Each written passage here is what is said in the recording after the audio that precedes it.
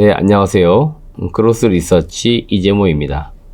자, 이번 영상에서는 2023년도 1월 9일자 방송에서 못다한 이야기라는 주제로 말씀을 좀 드리도록 하겠습니다. 우선 영상을 시청하시기 전에 구독과 좋아요, 알람 설정 한 번씩 부탁을 드리도록 하겠습니다. 그리고 지난 영상에 이어서 제가 아직 감기가 다 낫지가 않아가지고 목 상태가 좀 좋지 않은데요. 그래도 많이 좀 호전된 상태에서 지금 방송은 진행을 하고 있습니다. 그래서 일단은 좀 목소리가 약간 고르지 못한 점 양해 말씀 먼저 드립니다. 우선 제가 한국경제TV 그 출발 증시 매주 월요일과 이제 금요일에 출연하고 있는데, 이때 그 세 가지씩 체크 포인트 말씀을 드리고 있습니다. 이 체크 포인트는 뭐냐면은 전일 장이 끝나고 그리고 그 다음 거래일 이제 장이 열릴 때까지 그 사이에 뭐 공시라든지 또 새로운 뉴스 이런 것들이 있을 경우에 이제 그런 것들 좀 한 세 가지 정도 주제를 선정해 가지고 말씀드리는 시간이고요. 금요일 이후 이제 월요일 방송 같은 경우에는 주말간에 토탈적으로 무언가 많은 뉴스들이 있었기 때문에 그런 것들 중에서 좀 선정해 가지고 이제 말씀을 드리고 있습니다. 그래서 첫 번째 여러분들이 중요하게 봐야 될 이슈는 이거인 것 같습니다. 그 삼성전자의 그 한종희 부회장이 현재 M&A는 현재 진행형이고 5월 달에 신규 로봇을 출시할 거다, 이런 이야기를 지금 전하고 있는데요. 이게 어디서 나왔냐면은 그 지금 CES 2023이 이제 폐막을 했는데 삼성전자 요 한종희 부회장도 이 행사에 참여 좀 했고 기자간담회를 또 개최를 했습니다. 여기에서 몇 가지 지금 사업적으로 진행되고 있는 부분들에서 언급한 부분들이 있었는데, 구체적으로 첫 번째는 이제 M&A 분야입니다. 우선 작년에 그 CES 2022 행사에서 M&A를 당시에 올해는 좀 적극적으로 추진하겠다 이렇게 밝혔었는데, 한 1년 정도 시간이 지난 거죠. 그랬는데 시장에서 기대했던 M&A는 사실은 하나도 없었고요. 그리고 뭔가 소문만 굉장히 무성했기 때문에 시장에서 굉장히 지금 삼성의 어떤 횡보 이런 것들에 관심을 좀 두고 있는 사항들인데, 여기서 지금 부회장이 말한 거로는 러시아 우크라이나 전쟁 그리고 지금 거시경제 상황이 약간 안 좋게 가고 있기 때문에 M&A가 지금 다소 지연은 되었으나 지금 우리가 몇몇 기업들하고 M&A 그런 데서 논의하고 있는 것들은 아주 순조롭게 지금 진행이 되고 있다. 그래서 조만간 좋은 소식을 기대해도 될 것 같다라고 이렇게 이야기를 했습니다. 여기에서 조만간 좋은 소식을 기대해도 된다라고 지금 이야기를 했기 때문에 아마 시장에서는 또 빠르면 뭐 올해 상반기 중, 늦어도 올해 안에는 큰 건의 M&A가 나오지 않을까, 이런 걸 기대하는 것 같습니다. 삼성이 2016년도 그 하만이라고 하는 이 기업을 인수한 이후에 아직까지 뭐 조단위 규모의 큰 어떤 계약건이 지금까지 없었습니다. 그러다 보니까 시장에서는 대략 지금 한 2010년 이후로 7년이 지났죠. 그러다 보니까 7년 만에 큰 건의 M&A가 좀 나오지 않을까 기대하는 것으로 보이고요. 뭐 어떤 기업이다, 어떤 섹터다 이렇게 이야기하지 않았기 때문에 시장에서는 또 여러 갈래로 지금 추측을 하고 있습니다. 반도체냐, 배터리냐, 바이오냐, 인공지능이냐, 로봇이냐. 뭐 지금 삼성이 꾸준히 지금 미래지향적으로 밀고 있는 사업들이에요. 그러다 보니까 어느 사업에서 M&A가 나올지는 아직은 정해진 건 없지만 대체로 요 범주 내에서는 M&A가 좀 이루어지지 않을까 기대하는 것으로 보입니다. 개인적인 생각으로는 삼성전자가 만약에 M&A를 한다 그러면은 가장 가능성 있고 그 다음에 시너지를 낼 수 있는 건 제가 볼 때는 반도체 쪽인데, 삼성이 지금 여러분들 요새 좀 느끼시겠지만 메모리 반도체에 사업이 많이 집중이 되어 있습니다. 반도체 중에서도. 그러다 보니까 이 메모리 반도체 같은 경우에는 지금처럼 수요가 좀 둔화가 되거나 이럴 경우에 급격히 실적이 꺾여 내려가는 현상이 지금 나타나기 때문에 요걸 조금 보완해 줄 수 있는 게 바로 시스템 반도체 쪽입니다. 그러니까 메모리 반도체가 아니고 비메모리 반도체 쪽에서 M&A를 하지 않을까 기대하는 것들이고요. 지금 뭐 유럽 쪽에 있는 뭐 NSP 뭐 이런 기업들 인수하지 않을까 굉장히 지금 많이 기대를 하고 있고, 그 다음에 전장 사업 쪽으로 많이 지금 집중하려고 하고 있기 때문에 그런 차원에서 자동차, 차량용 반도체 이런 것들을 만들 수 있는 기업들이 인수 대상이 되지 않을까, 아마 이제 이런 것들을 시장에서 많이 기대하는 것으로 보입니다.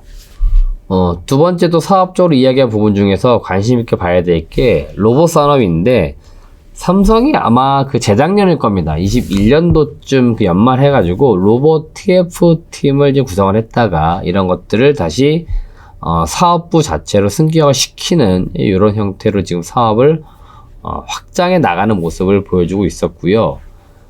그 지난주에 그 레인보우 로보틱스라고 국내 상장되어 있는 기업이 있습니다. 이 기업의 지분도 대략 한 10.3%를 보유했다 이렇게 공시가 나오면서 로봇 쪽 관련된 기업들 주가가 좀 많이 집중을 받았는데, 올해 안으로 EX1이라고 하는 이 보조기구 로봇을 출시할 예정이라고 합니다. 이게 여러분들이 지금 이렇게 잘 보셔야 되는 게, 이게 테스트 시제품이 아니고 양산 물량을 지금 만들겠다라고 지금 하는 겁니다. 그러니까 이 물건들을 대량으로 만들어서 판매할 거다라고 지금 이야기를 하고 있는 겁니다. 그래서 시니어 케어 쪽, 그러니까 일정 정도 제가 볼 땐 웨어러블 관련된 이런 쪽 로봇이 되지 않을까 예상이 지금 되고 있습니다. 그러다 보니까 오늘 시장에서 제가 방송에서 언급해 드렸지만 인탑스라고 하는 기업이 오늘 굉장히 많이 올라가는 모습이 나오고 있습니다. 제가 방송에서도 지금 매수해도 괜찮다라고 말씀드렸는데, 인탑스를 제가 왜 강하게 매수해도 된다라고 말씀드렸냐면은,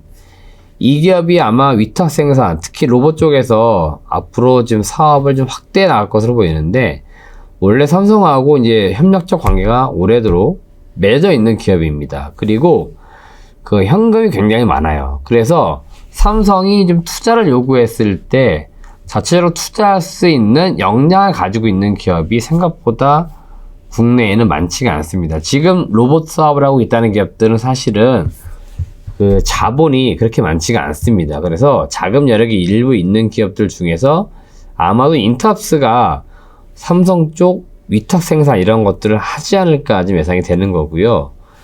단순히 지금 로봇 청소기를 만드는 업체들이 일부 있습니다. 삼성의 제품을 만드는 업체들이 있는데, 이 업체들이 과연 다른 쪽 로봇까지도 만들 것인가, 이것도 한번 생각해 봐야 될 것 같고, 삼성 입장에서는 뭐 자금력이 일부 있는 중소기업이 훨씬 더 사업하기에는 좋을 겁니다. 그러다 보니까 확실히 이 뉴스와 함께 인탑스가 오늘 주가가 반응해 줬다는 거에 있어서 의미가 있습니다. 그래서 여러분들 인탑스라고 하는 기업을 한 번 정도는 볼 필요 있겠다, 그런 말씀 드리겠고요. 요 세 번째 이슈가 좀 애매합니다. 이게 LG 디스플레이하고 협업적인 뭐 이야기가 되고 있느냐, 이 질문이 나왔던 건데요. 잠시 중단했다가 다시 뭐 논의를 하고 있다 이렇게 이야기를 하고 있는데, 이 LG 디스플레이는 대형 OLED 단에서는 삼성보다는 훨씬 앞서 있습니다. 기술적으로. 삼성이 지금 중소형 OLED 쪽에서는 많이 앞서 나가고 있지만, 후발주자인 LG, 중국의 BOE, CSOT 이런 기업들이 점차 쫓아오고 있어요. 그러다 보니까 삼성이 결국 가야 될 길은 또 대형 쪽인데, LG 입장에서도 혼자 플레이 하기보다는 삼성이 좀 들어와가지고 시장을 같이 키워주면 거기서 경쟁하면서 같이 좀 시장을 점유해 나가면서 매출 늘리겠는데, LG 혼자 하고 있으니까 혼자 시장을 개척하는 게 생각보다는 좀 힘든 겁니다. 결국 공급해 줄 수 있는 물량, 시장에 공급할 수 있는 물량 자체가 많지가 않다 보니 시장이 커지지가 않는 겁니다. 그러다 보니 LG 쪽하고 대형 OLED 단에서 협업 이야기가 지금 진행되고 있다는데, 이게 과연 사업적으로 어떻게 이루어져 나갈 것인지, 이것도 한 번씩 우리가 지켜볼 부분이다, 이런 말씀 드리겠습니다. 두 번째 이슈는 알츠하이머 관련된 치료제 이슈인데, 이 레카네맘이라고 하는 요 파이프라인, 요게 지금 보니까 일본의 제약사 에자이하고 미국의 바이오 제약사인 바이오젠, 요 두 개 기업이 공동 개발한 치료제라고 하고요. 요게 현지 시간 6일이니까 우리나라 시각으로는 아마 7일날 발표가 됐을 겁니다. 주말간에 미국 FDA로부터 가속 승인을 받았다라고 언론 보도가 됐습니다. 이게 상표명으로는 레켐비라고 부르고요. 가속 승인이 뭐냐면은 일정 정도 그냥 조건부 승인이라고 보시면 될 것 같습니다. 이 위험한 질병 또는 빨리 좀 약으로 만들어서 써야 되는 치료제로서 좀 이용돼야 되는 이제 그런 파이프라인이 있을 경우에는 임상 2상 또 3상 단계에 있는 이 파이프라인을 바로 신속하게 도입해 주기 위한 제도이고요. 이제 이런 겁니다. 약을 완벽하게 임상해가지고 단계별 만드는 게 아니고 빨리 먼저 약으로서 치료제로서 만들어서 쓰자. 그리고 효과가 나오면은 또 투여하다가 추가 임상 데이터들이 나오면 그런 거 가지고 추가 정식 승인을 시켜주겠다. 그런 겁니다. 그래서 지금 빨리 먼저 가속 승인을 시켜준 거기 때문에 그만큼 이 약이 무언가 효과가 있기 때문에 그래도 지금 승인 내준 것으로 보이고요. 미국 FDA 측에 의하면은 이 알츠하이머 증상만을 치료하는 게 아니고 근본적인 질병 기전을 좀 타깃으로 해서 영향을 미칠 수 있기 때문에 최신 치료법이라고 이제 평가가 돼가지고 요거를 좀 빨리 한번 실전에 써보고 싶다. 이런 의미로 제가 볼 때는 승인을 내준 것으로 보입니다. 이 치매가 아직까지는 발병 원인을 명확하게 지금 규정을 짓지 못하고 있습니다. 그래서 원인 어떻게 보면 불명의 지금 질병인 거고 치료제가 정확하게는 없어요. 이번에 나온 레켐비 같은 경우에도 정확하게는 치료제까지는 아닙니다. 이 알츠하이머 환자의 기억력과 판단력 저하를 대략 한 5개월 정도 늦춰줄 수 있는 효과를 가진 그냥 지연제 정도라고 보시면 될 것 같아요. 그래서 뭔가 깔끔하게 알츠하이머를 치료해주는 그런 치료제까지는 아니지만 일단 효과는 좀 있다. 그런 차원에서 처방될 것으로 보이고요. 제약사 입장에서는 약이 품목 허가 받으면은 당연히 그 다음 중국, 유럽, 일본 등 좀 큰 시장으로 진출하는 걸 타겟으로 하고요. 향후에 요 임상 진행과 실제 처방 되는 것들은 제가 볼 때 좀 관찰을 좀 해봐야 될 것 같습니다. 왜 그러냐면은 요 2021년도에 바이오젠사가 그 당시 이제 아두메캅이라고 하는 일정 정도 치료제를 먼저 출시했었는데 이게 약효가 그렇게 썩 좋지가 않았었습니다. 근데도 그 당시 승인을 일부 또 받았었고 다시 중간에 중단되는 사태가 일부 있었습니다. 그러다 보니까 이쪽 치매 치료제와 관련돼서는 신약이 나왔을 때 늘 항상 관심을 받는 거고 이게 어떻게 약효가 있는지는 한 번씩 지켜봐야 된다. 그 말씀 드리는 거고요. 국내 치매에 관련된 종목들이 생각보다 주가가 강하게 반응이 나오고 있습니다. 명문제약, 피플바이오, 메디프론 이런 기업들이 좀 주가가 좀 강하게 올라오는데요. 2년 전에도 그랬습니다. 이 치매 치료제 관련된 기업들은 기대감이 쭉 오릅니다. 개발하고 있기 때문에 아무래도 같이 좀 뭔가 좀 부각받는 것으로 보이고요. 이게 좀 기대감이 다시 빠지죠. 그럼 주가도 같이 빠집니다. 그래서 제자리 돌아오는 현상이 반복적으로 나오고 있기 때문에 요 이슈 때문에 일단은 오늘 치매 치료제들이 좀 주가가 강한 것이 시장의 특징이다. 그리고 요들 종목들은 다시 주가가 제자리 찾아 돌아온다는 걸 잊지 마시고 매매하시는 분들은 좀 잘 활용을 하시면 될 것 같습니다. 시간의 특징주인데요. 지난주 이제 금요일에 올랐던 기업들의 특징을 보니까 지난주에 올랐던 기업들이 다시 재차 올라오는 모습이 반복되고 있는데 첫 번째는 에코플라스틱입니다. 이 기업이 정규시장에서 한 8% 올랐거든요. 당시에 미국의 공장을 짓는다는 소식에 좀 올랐는데 주가가 밀리는 것 같더니 시간에서 다시 10%가 올랐습니다. 그래가지고 재차 올라가는 모습이 나왔기 때문에 동일한 재료로 반복해서 올라왔다라고 보시면 되고요. 줌 인터넷 역시 마찬가지입니다. 국내 데이터 센터 시장이 커진다는 소식 때문에 지난주 이미 IT 인프라와 관련된 기업들, 대표적으로 모아 데이터, 데이터 솔루션 이런 기업들이 테마성으로 이미 벌써 올랐습니다. 근데 줌 인터넷이 안 오르고 있다가 뒷단에 갑자기 올라오는 모습이 나타나고 있는 게 특징이었다고 보시면 되겠고, 세 번째 룽투코리아는 시간에서 7% 정도 올랐는데 금요일 시장에서도 장중 9% 올랐다가 종가는 1%대 마감이 되었어요. 근데 시간에서 다시 올라가니까 장중 그 다음에 장 끝나고 나서 변동이 좀 심했었다라고 보시면 됩니다. 이 게임주들 중에서 이제 중소기업단에 있는 게임들이 이제 변동성이 심한 편인데, 특히 연초부터 좀 올라오는 모습이 나오는데, 지난 연말에 그 중국 쪽에서 외자 게임 판호 소식이 좀 들어왔습니다. 이게 국내에선 대략 한 7개 정도 되는 게임사들이 판호를 허가받은 것으로 보이는데요. 룽투코리아 여기에 포함되지는 않았어요. 근데 룽투코리아가 다른 게임주들이 뭐 이렇게 판호를 받았다는 소식 때문에 올라오는 모습이 나왔었고, 주말로 오면서 더 주가가 강해지는 모습이 나왔습니다. 주가가 추세적으로 바닥에 있다가 올라오는 모습이 나왔던 게 특징이었다라고 보시면 되겠습니다. 네, 오늘 시장 공략주는 모드투어라고 하는 기업 제가 말씀을 드렸습니다. 목표 주가는 대략 한 25,000원 제시해 드렸고요.